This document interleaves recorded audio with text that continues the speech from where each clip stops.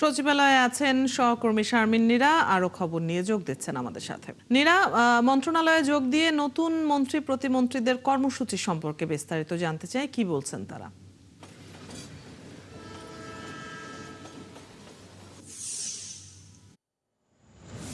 আসলে সবিস্তরে বলা খানিকটা কঠিন, তবে যেটি আমরা চিরায়ত নিয়মে আসলে লক্ষ্য করি যে সকালে তারা মন্ত্রণালয়ে আসেন, শুভেচ্ছা বিনিময় করেন, কুশল বিনিময় করেন কর্মকর্তা কর্মচারীদের সাথে, এবং প্রথম দিনই কিন্তু তারা এর পরবর্তী সময়কালে তাদের যে কর্ম পরিকল্পনা সেটা একরকম ঠিক করে ফেলেন মোটা দাগে, এবং গণমাধ্যমের সাথে তারা কথা বলেন, যেমনটা আমরা আজকে দেখেছি।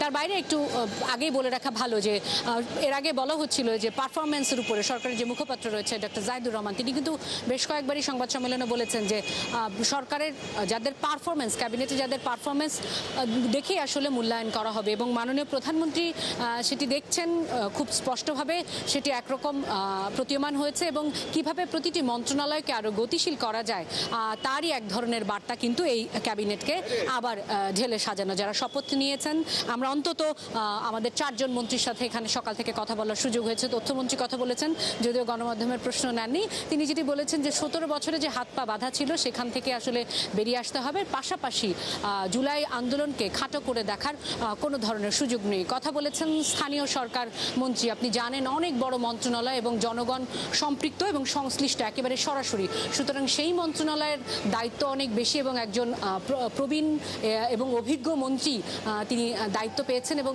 তারই প্রতিফলন, অভিজ্ঞতার প্রতিফলন ঘটবে এমনটা তার কথায়ও প্রতীয়মান হয়েছে। বাকিটা দেখার অপেক্ষা, কারণ সামনে রয়েছে স্থানীয় সরকার নির্বাচন। এবং তিনি যেটি বলবার চেষ্টা করেছেন যে 8 সালের পরে যতগুলি নির্বাচন হয়েছে, কোনো নির্বাচনে জনগণ আসলে সঠিকভাবে তাদের অধিকার প্রতিফলন ঘটাতে পারেনি, সুতরাং স্থানীয় সরকার নির্বাচনে সেটি আসলে পারবে, কারণ এই সরকার যেহেতু ভোটে নির্বাচিত সরকার, এই সরকারের মধ্যে সেই প্রচেষ্টা রয়েছে। আপনি জানেন যে পার্বত্য অঞ্চল নিয়ে সব সময় নানা ধরনের আলোচনা হয়। যিনি মন্ত্রীর দায়িত্ব পেয়েছেন তিনি বলেছেন যে শুধুমাত্র এক ব্যক্তি বা এক সরকারই এটি পারবে না, বরং সকলকে নিয়ে সম্মিলিতভাবে কাজ করতে হবে। আমরা শুনছিলাম নীরা আপনার কাছ থেকে নতুন শপথ নেওয়া মন্ত্রী প্রতিমন্ত্রীদের কর্মসূচির বিস্তারিত জানিয়ে দিচ্ছিলেন আপনি। দর্শক, সচিবালয় থেকে সহকর্মী শারমিন নীরা যুক্ত ছিলেন এতক্ষণ।